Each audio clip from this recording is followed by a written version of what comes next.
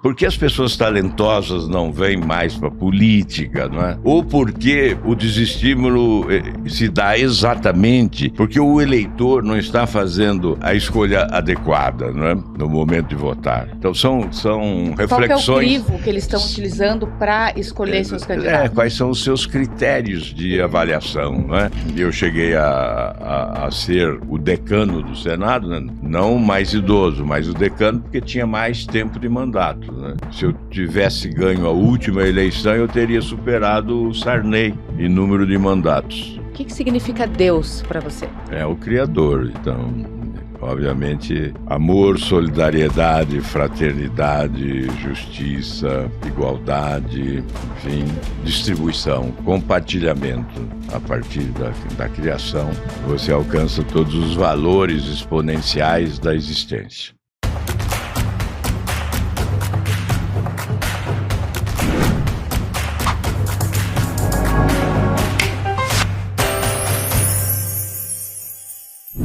Olá, seja muito bem-vindo a mais um episódio do GovCast. Direto, leve e descomplicado, do jeito que você gosta. E o nosso convidado de hoje tem mais de 50 anos de vida pública. Ele começou como vereador lá em Londrina, mas ele já foi deputado estadual, deputado federal, foi governador do Paraná, foi senador e ele foi um dos únicos senadores do Brasil que foi 4 vezes eleito senador.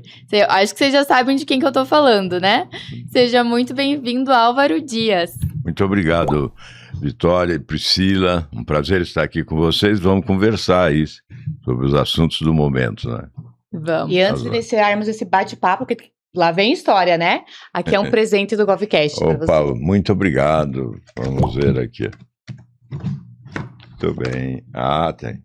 Tem foto? Olha, tem foto. Legal, muito obrigado. Assim, não coube a família inteira, porque é muita gente, né? A família é grande. É grande. Álvaro, você lembra o que te motivou a concorrer ao cargo de vereador lá em Londrina em 1969? Foi a universidade, né? Eu era estudante na Universidade de Londrina. E o professor Gabardo, que era o diretor da minha faculdade, Faculdade de Filosofia, ele era deputado de oposição, era do MDB. E houve um evento, a inauguração de uma biblioteca, e eu fui escalado para falar em nome dos estudantes, e era um ano de eleição. E quando eu estava discursando, eu olhei e estavam ingressando no recinto os políticos da época, e do governo e da arena. E eu mudei o rumo do discurso e comecei a fazer um discurso crítico de denúncia, de combate ao regime autoritário, porque era um regime autoritário à época, não é? E batendo muito forte. E aí acabei virando a sensação do evento, né? Pela irreverência. O jovem sempre é muito irreverente, né? E naquela época fazer crítica não era para qualquer um. Não era para qualquer um. Exatamente. E aí o professor Gabardo, quando eu terminei de falar, ele veio e falou assim, você vai ser meu candidato a vereador. Eu falei, mas como? O que é isso, professor? Eu, vereador, político, de jeito nenhum.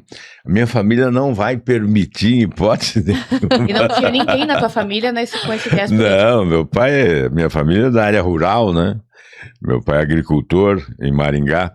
E aí chegou a eleição, eu tinha me esquecido. Passou o tempo, chegou a eleição. Ele me procurou, aí você vai ser candidato. Eu falei, não posso, meu título é de Maringá e já passou o prazo de transferência, eu não posso. Ele, não, eu consigo e tal, eu consigo a transferência. Eu falei, não, mas o meu pai não deixa ir para a política, né? Ele falou, então vamos lá, eu vou pedir para o seu pai. Não acredito, foi ele te casou com a política naquele momento. Aí pegamos o carro, fomos a Maringá, até a fazenda do meu pai, e começou a conversa, né? Meu pai olhou para mim e falou assim, olha, eu não vou, porque sabe como é que é pai de fazenda ainda, né? Uhum. Da área rural. É bem... Bruto rústico. Bem autoritário, né? Ele diz assim, olha, não vou proibir você de ser político para você um dia não dizer que não foi aquilo que queria ser, porque eu não deixei. Mas você toma cuidado, eu já vi político ir à falência. Olha. Olha, tá bom. Ele estava preocupado exatamente com o bolso nessa hora, né? Meu pai era um trabalhador ali duro, né? De acordar cedo e trabalhar muito para sustentar 10 filhos, né? 10 filhos. Então, e todos eles se formaram, curso superior. E tudo da mesma mãe. A mesma mãe. A mesma mãe. Que, aliás, teve 12, né? Os dois faleceram ao nascer, porque naquela época a gente nascia em casa mesmo, não tinha hospital, era parteira. Dona Madalena foi a minha parteira, uma negra, e eu nasci lá numa fazenda chamada Nova Aurora, em Quatá, no estado de São Paulo. Então, depois disso, né, eu acabei candidato. Meu pai, bom... não vou proibir, mas não estou gostando. Aí virei candidato a vereador e fui eleito, bem eleito, porque eu tinha um programa de rádio, né? Trabalhava no rádio. Porque quando com essa voz também, né, Álvaro? Eu até comentei com ela ali, a gente falou, eu falei, nossa, que voz de locutor que ele tem. Quando eu fui para Londrina, não é? Aí meu pai dava uma mesada e depois eu fui entrevistado na faculdade, que eu era presidente do centro acadêmico, até eu lembro o nome da Ivone Hashimoto, que foi me entrevistar, uma moça tal, Nisei. Aí ela falou, poxa, você tem uma voz boa pro rádio, por que você não trabalha no rádio? Eu falei, se você me arrumar um emprego lá, eu vou, né? Olha só. E foi surtido. Aí eu fui trabalhar no rádio, né? Na Rádio Pai Querer. Depois é uma coisa interessante, né? A Rádio Pai Querer foi vendida para um empresário de Apucarana e ele chegou querendo mudar tudo, né? Aí ele demitiu todo mundo. Ele viu um chiclete no chão e achou que fui eu que joguei no chão. Falou, olha, o que você fez aí e tal. Você está demitido. Eu falei, ótimo. Não fui eu, mas tudo bem. Mas né? tudo bem. Aí eu cheguei no dia seguinte, eu fui na outra emissora, a Rádio Atalaia, né? Osíris Mourão, já falecido, era o gerente. Eu cheguei para ele e pedi emprego, né? Aí ele falou assim, mas por que você está pedindo emprego aqui? Porque eu fui demitido ontem da outra emissora. Aí ele falou, está contratado. Só porque você foi sincero, você está contratado. Você não veio aqui mentindo? Sim, sinceridade é coisa Vem rara. dizendo que foi demitido, está contratado. Está contratado, Aí eu trabalhei nessa emissora e quando chegou a eleição, eu estava com boa visibilidade, não, mas uma popularidade, né? Sim. Popularidade em função do programa de rádio, eu fazia programa de juventude, então enchia lá, os alunos matavam aula para ir lá. Olha que legal. Então eu acabei nos discursos ganhando um pouco de voto, né, nos comícios. Aí o professor Gabardo, que era o candidato a prefeito, ele me colocava para falar sempre antes dele e já passar diretamente para ele, sem o apresentador. Olha a responsabilidade. Porque disse que eu agitava bem o público, né? E aí até os outros ficaram enciumados, né? Os outros candidatos, porque estavam vendo que eu estava tendo a preferência, né, do candidato a prefeito, mas o fato é que eu me elegi vereador, e aí começou essa trajetória que colocamos no livro aí como travessia, né? Essa travessia de vários mandatos e muitos momentos fascinantes e outros momentos nem tanto, não é? Alguns momentos decepcionantes também, mas é uma trajetória política que chega nos dias de hoje, né?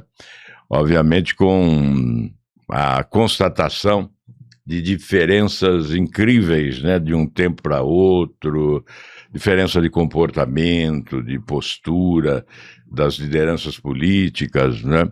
Diferença também de avaliação da parte do eleitor, que em determinado momento certos valores são essenciais, depois esses valores são ignorados. E até a própria em nome participação de, cidadã, né, senador? em nome de outras preferências, né, ou ilusões, né? Uhum. Então, na verdade, quem convive nesse momento, como eu que convivi tempos atrás, né, com lideranças exponenciais na República.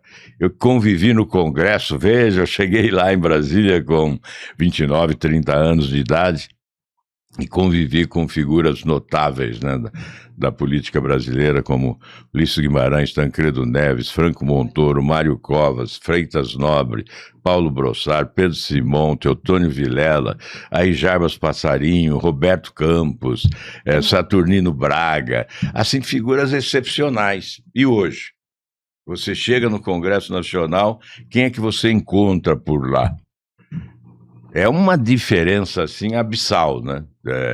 É uma coisa incrível. Isso é que faz nos pensar muito sobre o que está acontecendo com o nosso país.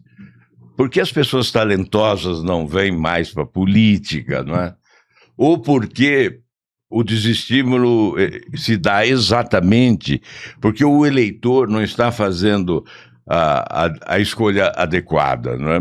No momento de votar. Então, são reflexões... Qual que é o crivo que eles estão utilizando para escolher seus candidatos? Quais são os seus critérios de avaliação, não é? É só like num vídeo? Ou é realmente esse é o grande problema, não é? O que dá mais like, não é?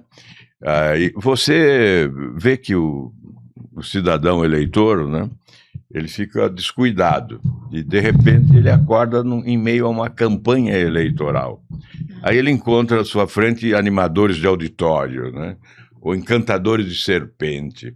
E aí, ao invés, em muitas situações, de levar em conta o que o político fez, o que o seu candidato que pretende o seu voto realizou, qual foi o resultado do seu trabalho, porque para os cargos maiores chegam aqueles que já tiveram atuação, né? Sim. Que já tiveram oportunidades.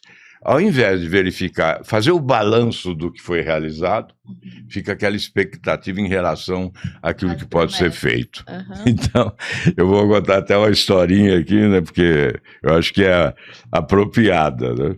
Eu fui candidato ao governo, foi, acho que contra o Jaime Lerner, né, em 94, não me lembro, 94.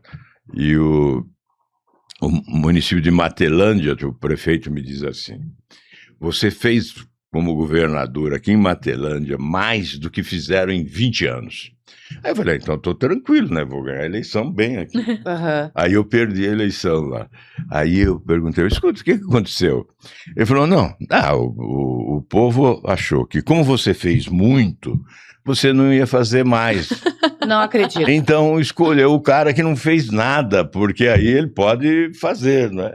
Olha só. Não, essa lógica não tá dando... Então, eu conto essa historinha para demonstrar que é uma verdade, que a maioria... a gente nunca pode generalizar, porque é óbvio, existem pessoas mais lúcidas, outras menos lúcidas, umas que acompanham, outros que não acompanham, umas que sabem, outros que não sabem, né? Mas ocorre muito disso. Quer dizer, valorizar só a possível mentira, a possível promessa falsa, né? E ignorar o que se fez, o legado, né? O trabalho realizado. Outra historinha, né? Algum gestor que está há anos, exemplo, 20 anos numa gestão, e promete tirar o povo da pobreza e o povo continua na pobreza. Aí realmente... que soma é essa, né? São as promessas de campanha, porque o eleitor... Não, mas esse ano ele vai fazer. Não, mas 20 anos ele... Não, mas agora ele vai. Agora vai. Agora vai. Agora vai. São e uma outra conversa mole, né, que a gente ouve muito durante a campanha, é da ideias novas. Aí você fica procurando as ideias, né? Eu costumo dizer o seguinte, quem não tem ideia nenhuma, fala em ideias novas. A ausência de conteúdo leva as pessoas a falar em ideias novas. Porque vai lá no Congresso. encher o Congresso de gente nova lá, dos TikTokers, os fazedores de selfie e tal, tá lá, enchemos lá, tem gente jovem bastante. Quais são as ideias novas desses últimos anos no Congresso Nacional, né? O cemitério está cheio de ideia também, né? Só que na política, na atividade pública, é importante a ação.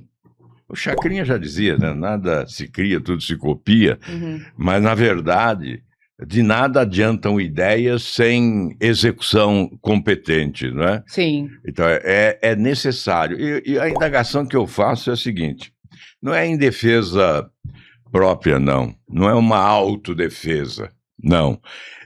Mas é uma questão para refletir. O que vocês acham, vocês que estão nos acompanhando aqui agora? Quem tem mais possibilidade de ter uma ideia nova? Quem tem plena experiência, quem adquiriu uma larga experiência pela atividade exercida, ou quem está chegando agora e que nem sabe o que se faz lá direito?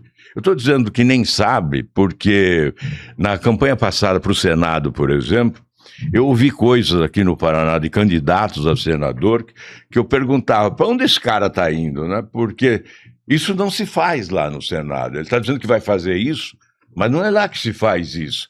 Isso se faz no Ministério Público ou no Poder Judiciário. Lá é o Legislativo, meu Deus do céu. Então estão confundindo o eleitor, não é? Mas eu acho que isso E outros prometem fazer o que se faz no Executivo lá no Legislativo. É porque o eleitor não sabe essa diferença. Exatamente. Então, o que eles falam ali, nossa, era aquilo que eu queria ouvir, entendeu? É lei. E depois, hoje se fala muito da invasão de competência, um poder invadindo a competência do outro. Isso é um fato, né? Não é só o judiciário que invade a competência do legislativo ao definir posições jurídicas, né? e fixar determinada jurisprudência sobre esse ou aquele tema, roubando, portanto, a prerrogativa do Congresso que deve legislar. Não é só. O legislativo também invade competência do executivo, o chamado orçamento secreto, né, que foi tão combatido e tal, mas os que usaram o orçamento secreto foram eleitos, né, foram favorecidos e eleitos em detrimento daqueles que não usaram, que condenaram o orçamento secreto, né?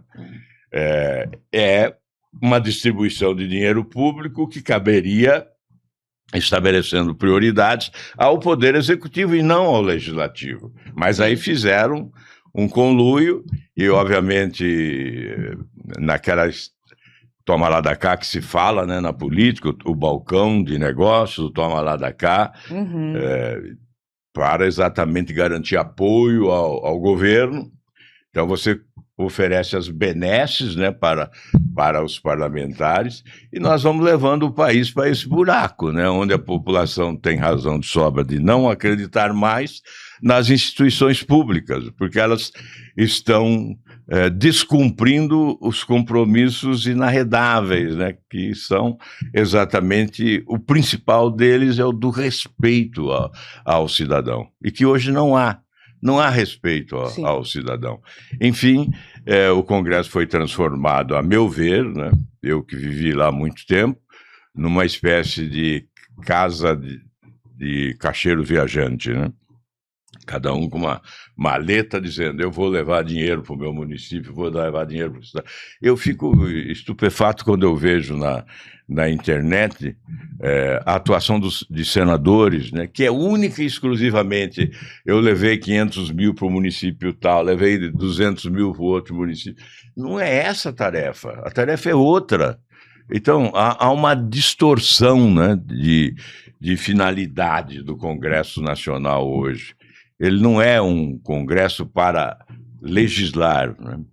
E o Senado especialmente, que é a casa revisora das leis, né? Que deve ter uma missão maior, uma responsabilidade maior, né?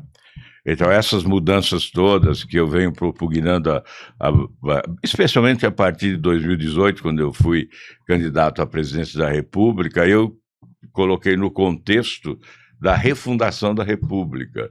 Seria uma espécie de refundação da República. Aliás, essa expressão eu adquiri lá em Porto Alegre, depois de uma palestra na Associação Comercial e Industrial do Rio Grande do Sul. Um jornalista, um velho jornalista, né, o Olíbio, ele me diz assim, o que eu vi a sua palestra e o que você quer mesmo é a refundação da República, não é? Aí eu cunhei essa expressão e passei a usar, né, como refundação da República. O Brasil precisa ser refundado realmente a partir do que nós denominamos de República, né? Mas, Álvaro, aqui no Paraná, a gente, quando ouve falar em Álvaro Dias, todo mundo já lembra do senador Álvaro Dias. Agora a gente quer fazer um jogo aqui de perguntas e respostas rápidas, pra gente conhecer o Álvaro fora da política. Tá bom. Então vamos lá. Time do coração. Corinthians. Começou cedo, né? Como eu nasci no estado de São Paulo, aí vim com 10 anos para o Paraná, então já vim corintiano.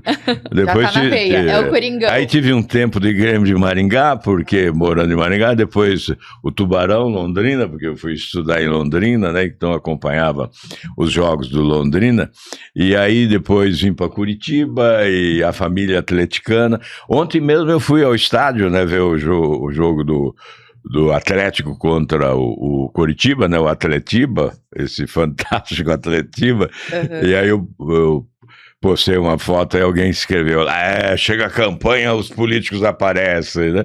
Ele mal sabe que muito antes de ser político eu era um esportista, né, e que ia em todos os estádios, né, ia ao Maracanã, ia lá o estado do Vasco, onde o Londrina disputou um jogo lá, indo para a final do Brasileirão daquele ano, indo a São Paulo, ao Morumbi, indo até no estádio do Milan, lá na Itália. Né? Então, ia em todos os estádios possíveis e imagináveis. E como senador, inclusive, levei para o Senado a preocupação com a legislação do desporto, na verdade. Porque a partir da minha presença no Senado é que nós instituímos a CPI do futebol, e dela surgiu o Estatuto do Torcedor, não é? E a Lei de Responsabilidade do Desporto, que são fundamentais, né, para regular a atividade esportiva no Brasil, né? E alguém ainda diz, mas está se preocupando com o futebol. Meu Deus do céu, o futebol mobiliza no mundo. Naquele ano que eu idealizei a CPI, o futebol mobilizava no mundo 200 bilhões de dólares. Olha. Então você vai desprezar uma atividade econômica essencial, que gera emprego, renda, receita. Não é só o lazer, não é só a diversão, não é? O entretenimento, não é só esse lado lúdico, né? Que, aliás, de integração nacional, que integra o país numa tarde de domingo, né? Não, é atividade essencialmente econômica, geradora de emprego, de renda, de receita pública, e se nós administrássemos melhor, certamente seria uma ferramenta de desenvolvimento ainda mais competente e eficaz, né? Principalmente no país do futebol, exatamente. Né? Então, eu achei que cabia alargar um pouco essa resposta. Não, fique à vontade. Porque é um tema que muitas vezes as pessoas estão descuidadas em relação a ele, né? Então hoje lá no Senado, quem cuida mais dessa parte de esporte, quando chega alguma proposta para discussão, é o Romário e a Leila do vôlei, né? Que vieram do esporte, né? Mas antes eu tinha essa primazia. Tudo que chegava de esporte, eles jogavam... É ele que entende. É ele que... E agora conta pra gente o que o senhor gosta de fazer nos tempos livres, nas horas vagas. Bom, atualmente eu vejo bastante série, além do futebol, né, que isso é sempre, né, foi sempre assim, mesmo na política, quando estava com mandato. Até vou contar uma historinha que estava em São Paulo, né, numa reunião com empresários, num jantar, na campanha de 2018. E todos curiosos, saber o que eu pensava sobre isso, sobre aquilo, economia e tal, política tributária, toda essa coisa. Eu olho assim, na televisão estava jogando o Corinthians. Aí eu saí e fiquei na frente da televisão. E daí o pessoal... O pessoal Aí alguém, quer aí alguém falou assim, ó, se o Bill Clinton era o presidente, né? Aham. Se o Bill Clinton, se ele for presidente aqui no Brasil, Bill Clinton vier para uma audiência com ele, e na hora ele liga a televisão, o Corinthians está jogando, o Acabou. Bill Clinton vai ficar esperando. Então, só para dizer o que acontece, só para mostrar que realmente o futebol é Uma paixão. meu maior hobby. Eu jogava quando podia, depois não joguei mais porque estourei o joelho, mas, mas sempre foi a primeira diversão, né? E atualmente eu estou fazendo algo que eu não tinha tempo, né? Que é ver séries na TV. Então, comecei a ver aquelas séries antigas, que são as melhores, né? Uhum. Porque eu não tinha tempo de ver, né? Então, Uhum. atualmente eu vejo bastante. Fala o nome de uma aí pra nós. A última que eu vi foi Homeland, que terminei de ver Eu tô assistindo. no sábado à noite. Vi o último episódio depois que eu vim de um compromisso aí num jantar lá no Madaluz. Eu tô na 6ª temporada de Homeland. Eu terminei no sábado à noite. Eu não tenho paciência Mas eu pra ver vi série, Lista porque eu já quero saber o Negra, final. eu vi todas aí, o Pablo Escobar, Olha, eu vi as grandes séries aí, eu já vi. que Agora, nesses tempos de ausência da política, né, de distanciamento da política, então, é até difícil. Eu acho que as pessoas não acreditam muito, mas até então eu não tinha visto nenhuma série. Agora você já tá maratonando tudo. Não dava tempo de acompanhar, né? Então, agora eu tenho tido tempo para ver, inclusive, essas séries. Né? E a sua maior realização, qual foi? Pois assim, pontuais são várias, né? Na política é ter chegado ao governo cedo, bem jovem, né? Eu acho que isso foi uma grande realização pessoal, né? Que certamente me faz muito grato da população do Paraná. E também cheguei ao Senado muito jovem, com a idade mínima. Era chamado de menudo, né? Eu e o senador do Rio Grande do Norte, já falecido, infelizmente ele morreu cedo, teve um câncer no cérebro, né? O Carlos Alberto. Nós dois éramos chamados de os menudos, que na época tinha os menudos em cartaz aí com sucesso. Então E depois eu cheguei a ser o decano do Senado, né? Não o mais idoso, mas o decano, porque tinha mais tempo de mandato, né? Se eu tivesse ganho a última eleição, eu teria superado o Sarney em número de mandatos. Então, seria sido o de maior número de mandatos. Então, é evidente que, do ponto de vista global, assim, da atividade, né, são realizações essenciais, né? Em relação a realizações pontuais, né? Projetos, obras, então são inúmeros, né, programas realizados, são inúmeros, que nós levaríamos muito tempo aqui para dissertar. Mas, sobretudo, em homenagem à juventude, uma das realizações assim que me faz muito feliz é a gratuidade do ensino nas universidades estaduais. Alguém pode pensar, não, mas a universidade estadual é pública, né? Mas era paga. Quando eu cheguei ao governo, eu mesmo, quando estudei, paguei numa universidade estadual.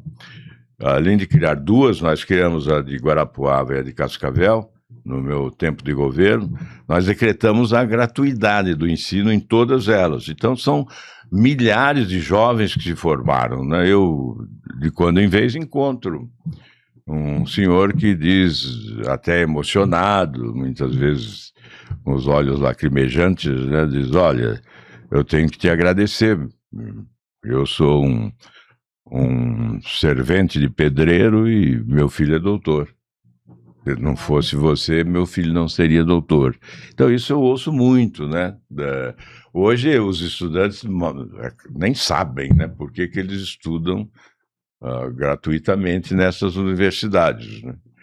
Mas aqueles que viveram aquela época e tiveram filhos estudando, reconhecem grandemente essa conquista social da juventude do Paraná, que eu considero a maior das últimas décadas. Então, mas são tantas as realizações, né?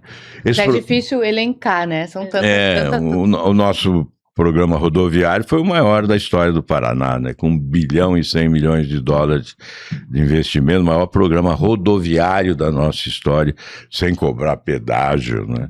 Porque as obras não eram superfaturadas, então fazíamos muito naquela época, né? As pessoas que vêm de viagens para o interior fazem referência àquelas casinhas, né, que chamam de casinha, que são as marcas do nosso governo, então que registram, né, as realizações da época.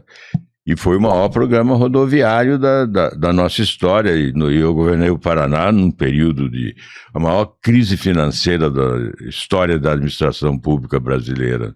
A inflação era de 80% ao mês. Nossa. 80% ao mês. Então, imagine, era necessário reajustar salário mensalmente, porque a inflação engolia o salário. E não era possível planejar para a semana seguinte, porque a inflação era algo galopante, né? Então, muito difícil administrar o Estado e o país naquela época. Enfim, foi um período gratificante, porque nós concluímos o governo com reconhecimento nacional, além do reconhecimento no Estado, com alto índice de aprovação, cerca de 93% de aprovação, mas com reconhecimento dos organismos internacionais, como o Banco Mundial, que colocava o Paraná, esse programa Paraná Rural, por exemplo, como modelo para o mundo, né? A FAO, o Banco Mundial, o próprio sistema financeiro nacional, porque nós terminamos um período de tanta crise e de tanto déficit público, né, com os estados quebrados, né? O Paraná foi o único estado brasileiro a concluir a gestão de 4 anos com superávit e um grande programa de obras realizado. O Joemir Betting, o saudoso Joemir Betting, que era economista e comunicador, né, à época no Jornal Nacional da Rede Globo, né, disse mais ou menos o seguinte, resumindo, não é apenas um estado brasileiro, apenas um, termina a gestão com superávit e um grande programa de obras realizado, um milagre operado por um par de santos, né? Reforma administrativa e austeridade. O Paraná demonstra que a administração pública no Brasil ainda é viável, não é? Então eu tenho esse vídeo aí que de vez em quando a gente recorda em TBT aí, faz esse vídeo. Nossa, muito bom circular recordando isso, que o Joemir Betting era altamente conceituado, né, como economista, e ele fazer esse julgamento, né, de uma gestão do ponto de vista técnico, né, é essencial. Então, esse também é um grande feito. Não, né? Se a gente for falar de todos os feitos aqui, a gente vai ficar aqui o ano inteiro, porque é muita coisa. Vai. Mas agora eu quero saber, você prefere um jantar mais elaborado ou você é mais daquele que gosta de um churrascão? Eu não gosto nada muito elaborado. O churrascão é melhor, viu? O churrascão. Toma aí uma pinguinha para abrir o apetite e vamos lá. Bora, né? Bora. Se tiver problema, depois a gente toma o tal do monjaro aí. Hoje tem jeito para tudo. E música que você ouve no carro? Qualquer uma, porque eu ligo ali. Mas tem algum estilo musical que você gosta? Sertanejo, rock, eu tenho um carro antigo, né, que é de 2001. Eu não pago mais IPVA. Eu ando com ele agora, né? E ele tem aquele negócio de você colocar ali o CD, né? Então, eu coloco lá o CD que tá lá hoje. Como é que é, Paulinho? O CD... Titãs. O Titãs. Não é o Titãs, não. Não é o Titãs que está lá, tem um outro, eu me esqueci agora, é uma outra banda. Não é Mas é MPB, é um sertanejo, rock? Não, é mais na... Hein? Isso, o Skank. O Skank está lá legal. agora. E tem tem a... Que inclusive tem uma música de uma futebol. uma música que eu ouço é Dias Melhores. Essa é linda. legal, Essa é linda. Mas eu gosto muito do Milton. Essa não é do Jota Quest? É, Jota Quest. Eu tenho lá também no meu carro. Então a gente já viu que é mais pra MPB. Jota Quest. Mas eu gosto muito do Milton Nascimento. Aliás, meu livro Travessia, eu tenho uma inspiração ali exatamente no Milton Nascimento é cantor Travessia também? do Milton Nascimento. Aquele moreno, né? Do Isso, que ele cabelo tem dos dread. É uma voz maravilhosa. Eu tava confundindo com aquele do cabeça branca lá, O Milton Nascimento tá já bastante... que fala lá, alguma coisa Nascimento. Como é que é o nome dele? Não lembro agora. O cabeça branca, o senhor. De cabeça branca? É Nascimento. Alguma coisa com Nascimento tem uma voz bem locutora, assim. Acho que ele faleceu já. Esqueci o nome dele. Eu não sei. Essas horas, segunda-feira, essas horárias eu não tô sabendo nada. Agora fala pra nós, o que significa Deus pra você? É o Criador. O que ele representa, né? É o Criador. Então, obviamente, amor, solidariedade, fraternidade, justiça, igualdade, enfim, distribuição, compartilhamento. A partir da criação, você alcança todos os valores exponenciais da existência. Álvaro, agora falando sobre a sua atuação no Senado. Você foi, um dos seus projetos, né, a emenda à Constituição, foi acabar com o foro privilegiado, né? Colocar fim no foro privilegiado. Em que momento que você percebeu que o foro privilegiado era um problema para o nosso país? E continua, infelizmente, porque o meu projeto foi aprovado no Senado e está parado na Câmara há 8 anos, né? Ele foi aprovado no dia 31 de maio de 2017 no Senado e foi para a Câmara e tá, até hoje, enquanto estava em Brasília, eu atuava bastante para fazer andar na Câmara, consegui passar na Comissão de Justiça, depois na Comissão Especial, está pronto para ser votado em plenário, mas o presidente é poder presidencialista, né? Então é o presidente da Câmara que define a pauta, então ele é que decide se o projeto é votado ou não. Então ele segura por pressões externas, né? Então, por que o projeto? Primeiro porque é uma excrescência mesmo, né? Ele rasga a Constituição. A existência do foro privilegiado nega o artigo 5º da Constituição, que diz que somos iguais perante a lei. Hoje nós não somos iguais perante a lei, porque há uma casta de privilegiados que usa o chamado foro privilegiado como manto protetor para os crimes praticados. Nós temos no Supremo Tribunal Federal mais de 200 ações criminais envolvendo autoridades, e elas ficam na gaveta, até a prescrição de muitas delas, muitas prescrevem, né? Por isso, se você andar pelo mundo e investigar e pesquisar, você não vai encontrar em nenhum país do mundo algo semelhante. Então, a aprovação do fim do foro privilegiado seria um salto civilizatório e acabaria com aquilo que muitos imaginam existir, e talvez exista mesmo, né, que é um conluio entre os poderes. Por quê? Só o Senado pode decretar o impeachment de ministro do Supremo e só o Supremo pode julgar autoridades, né, tanto do Senado, quanto do Executivo, quanto do próprio Judiciário, quanto da Câmara, do Ministério Público, as autoridades. São mais de 50 mil autoridades, 53 mil autoridades que são protegidas pelo foro privilegiado. Então, esta é a razão, né? Ou estas são as razões, né, que me levaram a apresentar o projeto, e foi um dos temas centrais da minha atuação no Senado. Aprovar no Senado foi, assim, uma espécie de milagre, né, político. E na Câmara está lá enroscado e tal. Eu ia até perguntar para o senador, porque, assim, foi aprovado, né, no Senado, tem um grande apoio popular.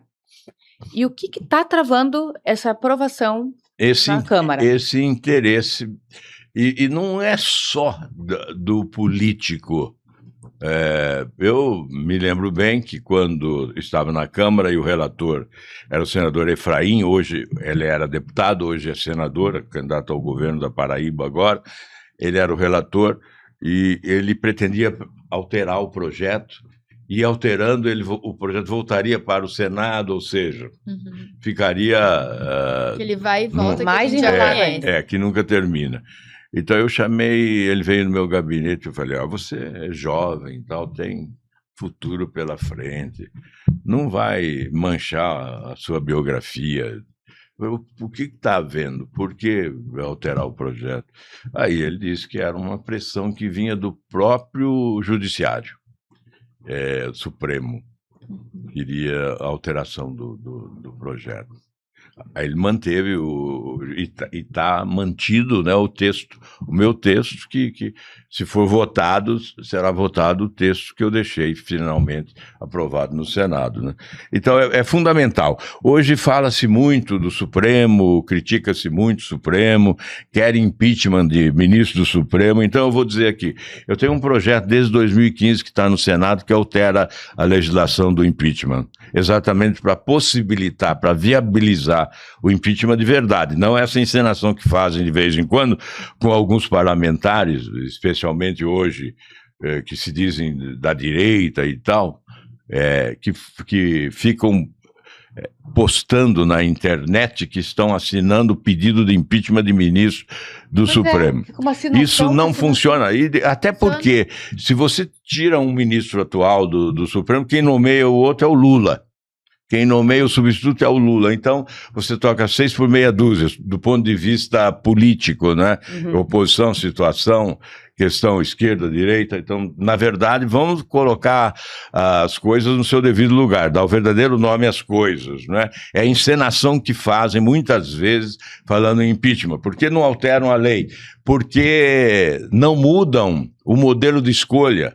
Ao invés de ser apadrinhamento político, indicação do presidente da República, olha aí, uma por coisa que que eu não não tinha parado para pensar. Olha que importante. Por que não mudar esse modelo de escolha pela meritocracia, o mérito, quer dizer, o tribunal, a magistratura pode indicar um, o Ministério Público indica o outro, a advocacia indica outro, uma lista tríplice, vai ao presidente, o presidente escolhe um, manda para o Senado realiza a sabatina. De verdade, né? Uma sabatina verdadeira, não aquela coisa... Aliás, rodou esses dias aí um vídeo da minha sabatina com o Toffoli, né? Que foi segundo o Felipe Moura Brasil, que colocou esse vídeo, né, na rede. Ele disse que foi o grande embate, né? E o único, né? Porque ninguém ousou, na verdade, ninguém ousou questionar para valer o candidato a ministro do Supremo. Eu questionei isoladamente, solitário, fiz um questionamento solitário, né? E bastante contundente. Mas então, essa mudança levaria o ministro para o Supremo com autoridade moral. Ele chegaria ao Supremo pelos seus méritos e não pela indicação política. Então, não estaria obrigado a corresponder ao presente recebido, né? Eu acho que seria um grande avanço e, principalmente, definindo duração de mandato, né? Quanto tempo vai ficar lá? 8 anos, 10 anos? E não até aos 75 anos, como hoje. Então, o ministro chega com 40... fica 35 anos lá. Aliás, quando o Toffoli foi indicado, ele era jovem, né? E esse ministro Toffoli era jovem. E teve um senador que chegou e diz, olha, não vou poder te acompanhar porque eu sou empresário e um dia eu posso precisar dele, ele vai ficar lá muito tempo, então eu não posso ir com você nisso. Então veja como é decidida a composição dos tribunais superiores, não só do Supremo, tem o STJ, tem o STM também, Superior Tribunal Militar. Né? A decisão é dessa forma, é indicação política. Então, se nós queremos realmente mudar, nós temos que mudar a legislação. Sim. E é isso que você falou, Priscila, em pressão. É mínima a pressão sobre o Congresso para aprovar esse fim do foro privilegiado, né? Que seria o primeiro passo para restabelecer o respeito do Supremo Tribunal Federal, o fim do foro privilegiado. É mínima essa pressão popular. Eu não entendo bem por quê. Talvez porque as lideranças não conduzem para esse campo. As pessoas não sabem o que significa e não sabem foro bem privilegiado. o que é isso, né? Qual é o efeito e tal. Por isso não há muita pressão. Se houvesse, certamente A resposta seria outra. Aprovação. E, senador... Por exemplo, projetos que eu apresentei lá para reduzir o número de senadores, deputados federais, deputados estaduais, vereadores, que, aliás, isso me isola politicamente, né? Não há se houvesse pressão, teria chance, mas não há pressão. Não há pressão. Então não existe pressão sobre esses temas, né, que são cruciais. Sim. Aí há pressão para impeachment de ministro do Supremo. E nós sabemos que com a legislação atual, nada teria de consequência positiva se houvesse o impeachment, mas ele não ocorre. Quando nós tentamos instalar a CPI do Judiciário, que tinha esse objetivo, né, ver qual é o problema que está havendo, qual é o fato determinado que justifica o impeachment, aí você não teria escapatória, né? Aí derrubaram a CPI. Nós conseguimos as assinaturas e o chefe do Poder Executivo, o presidente da República, retirou essas assinaturas, convencendo os senadores a não assinarem, né, a retirarem a assinatura que já tinham colocado no requerimento. Então é dessa forma que funciona, e a pressão tem que ser bem dirigida, né? Sim, e ela, com certeza. E ela tem, infelizmente, não tem sido dirigida para aquilo que é essencial. E, senador, quando o senhor defendeu que a corrupção deveria ser considerada crime hediondo, a ideia era dar uma resposta dura, né? E depois de tantos anos, o senhor acha que a punição, que a falta de punição ou a falta de mudança do sistema, você acha que existe ainda isso? Sim, essa proposta mesmo, eu fui relator lá no Senado e nós aprovamos. Aprovamos a corrupção como crime hediondo no Senado. E aumentando as penas, incluindo outros crimes, como crime hediondo, o crime de concussão, por exemplo, que é o crime praticado pelo servidor público, né? Enfim, foi um trabalho bem feito no Senado. Lembro até que o Sarney era senador à época, veja que faz tempo, né? E ele apresentou uma emenda que, de plenário, eu acabei acolhendo para não prejudicar, embora não fosse muito favorável, eu acolhi para não prejudicar a aprovação do projeto, né? E são estratégias que você deve adotar, às vezes, para aprovar determinados projetos. E é por isso que eu digo, nem sempre vale uma ideia nova se você não tem a experiência adquirida para remover dificuldades e conseguir alcançar o objetivo, né? Aí foi aprovado no Senado, foi para a Câmara, parou na Câmara, não foi aprovado na Câmara esse projeto, né? Corrupção como crime hediondo. Então, são temas que continuam vivos, são temas que continuam esperando solução.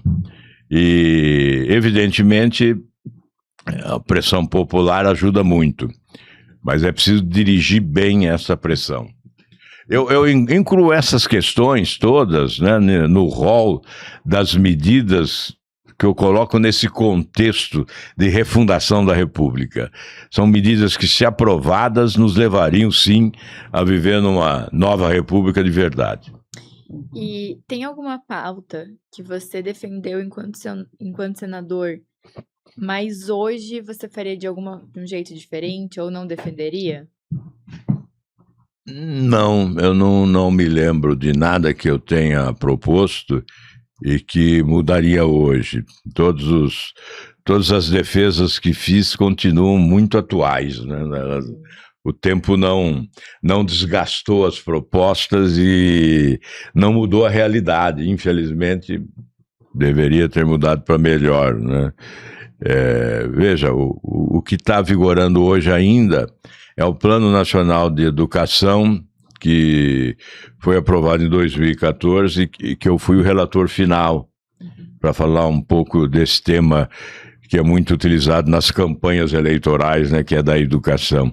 Então, eu fui o relator último, apresentei 103 emendas ao projeto do governo e consegui aprovar 53 emendas, né, melhorando a proposta. Por exemplo, as APAES, né, elas seriam substituídas pela chamada inclusão educacional. As APAES desapareceriam, né, não teriam mais apoio público.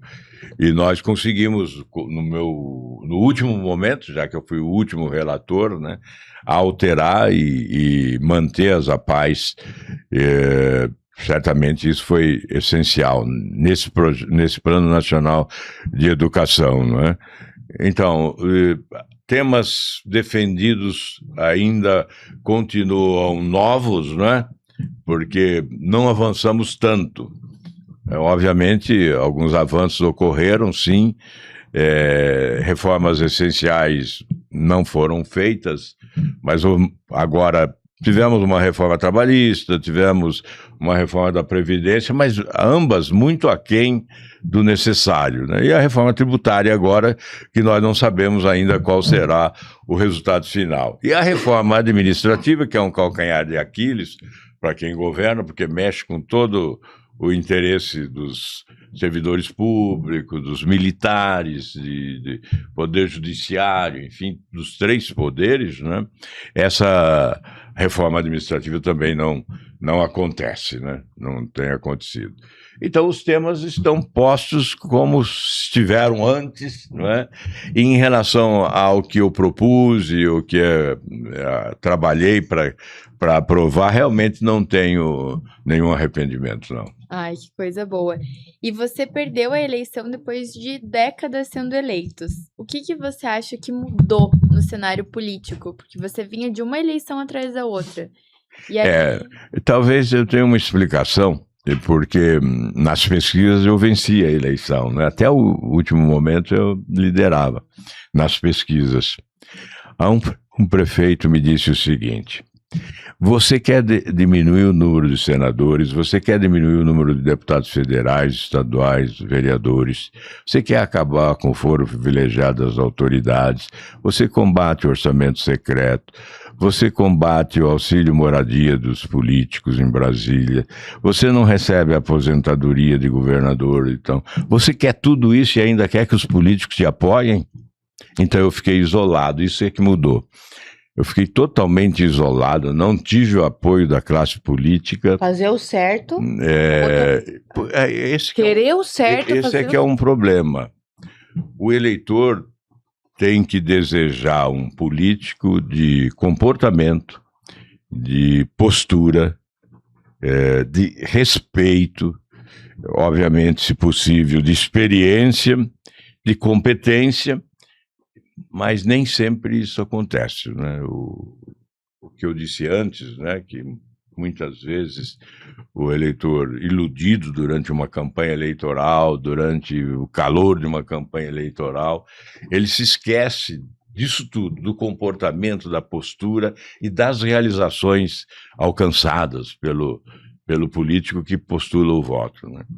Então é evidente, eu tinha uma pesquisa que me dava vitória, até o último momento, apesar do adversário ter se constituído numa espécie de herói nacional pela função da Lava Jato.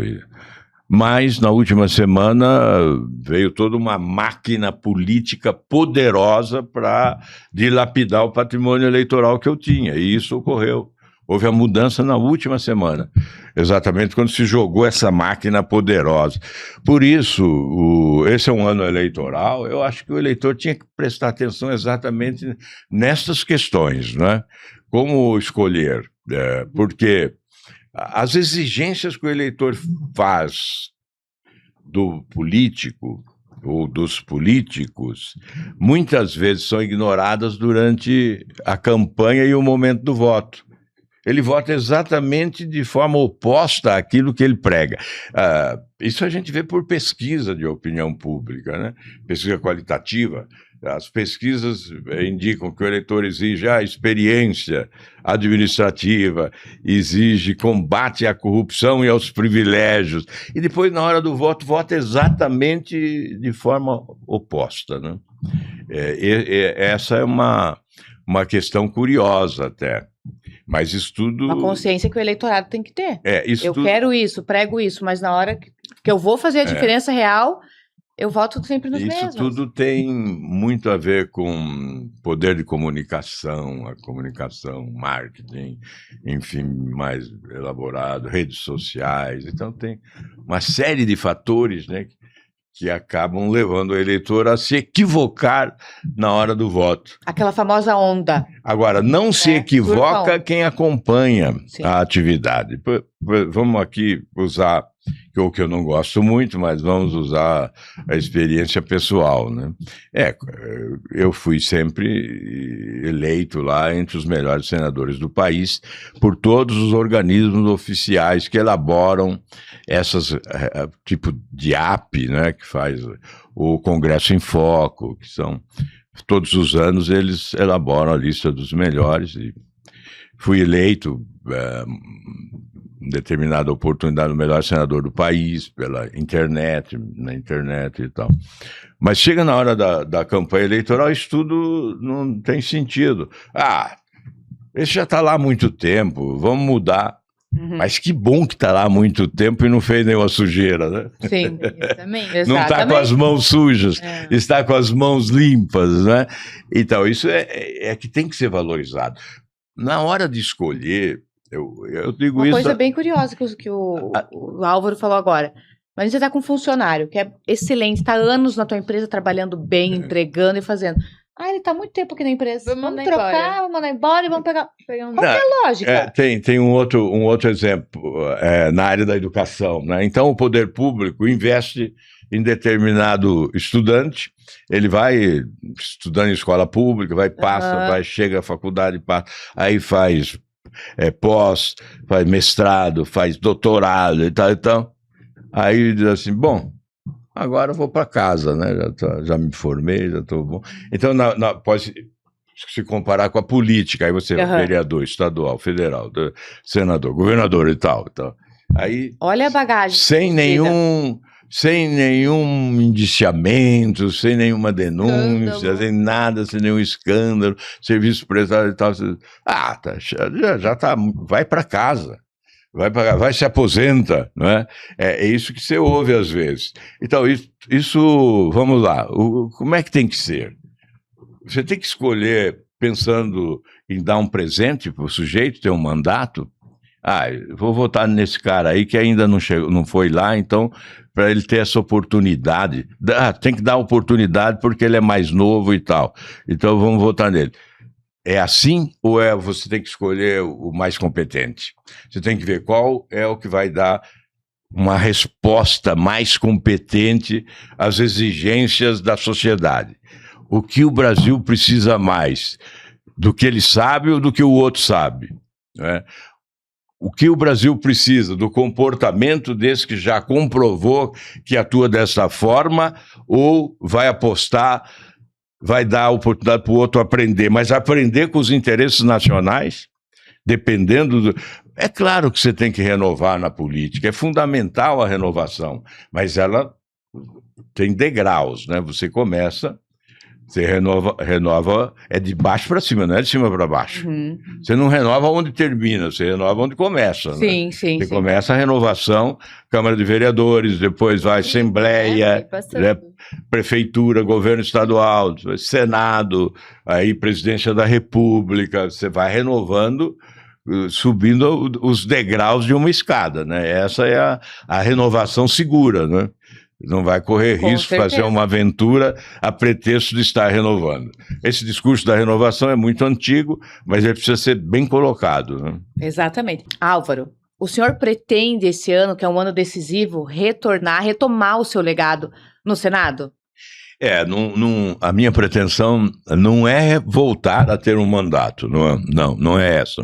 É defender um legado, porque não é meu, não é pessoal, é coletivo, é do conjunto. O que eu realizei foi oportunidade que o povo do Paraná me ofereceu e eu não fiz sozinho. Eu tive sempre amigos, companheiros, parceiros de trabalho. Então, é um legado que não pode ser ignorado. E nós temos que defender valores e também realizações, né? Acho que nós não proclamamos os nossos feitos devidamente. Desvalorizamos, né? Muitas vezes achamos que o que vem de longe é melhor do que o que encontramos aqui. Isso se falarmos em candidaturas, né? Então, o eleitor às vezes prefere votar no desconhecido do que votar em quem ele deveria confiar exatamente pelo legado, né? Isso é uma realidade. Então, hoje, por exemplo, o Paraná discute aí a hipótese de uma candidatura à presidência. Eu fui ao governador e disse, independentemente de qualquer condição partidária e tal, se você for candidato a presidente, terá o meu apoio. Porque nós temos que valorizar o Estado, né? As pessoas que vivem aqui. Sim. Por que considerar quem vem de fora melhor, né? Não há razão para isso, né? Se há algum valor, e há, né? Então por que não priorizar, né? Então, o retorno meu, eu tenho dito que é muito mais para defender esse legado, né, de realizações, do que propriamente para postular uma candidatura. Ela pode até ocorrer, mas como consequência de uma espécie de convocação, né? Sentir que há uma convocação.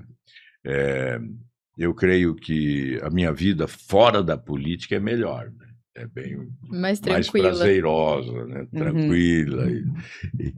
Na política tem a satisfação de cumprir o dever, né?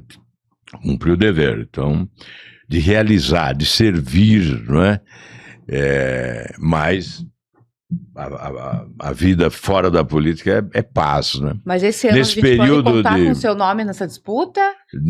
Vou chegar lá. Ansioso para saber. Nesse período de ausência, né, muitas vezes eu tive vontade de falar, mas foi maior a vontade de ter paz, né? Então, ficar calado... Entre ter paz e ter razão, né? Ficar calado é uma paz incrível, né? Agora, disputar vai ser consequência de uma conjuntura. Então, as pessoas têm pressa, né, numa decisão. Eu não estou com pressa, porque eu espero que os outros decidam primeiro. E depois eu vou avaliar. Eu, sinceramente, opinião pública é que vale nesta hora, né?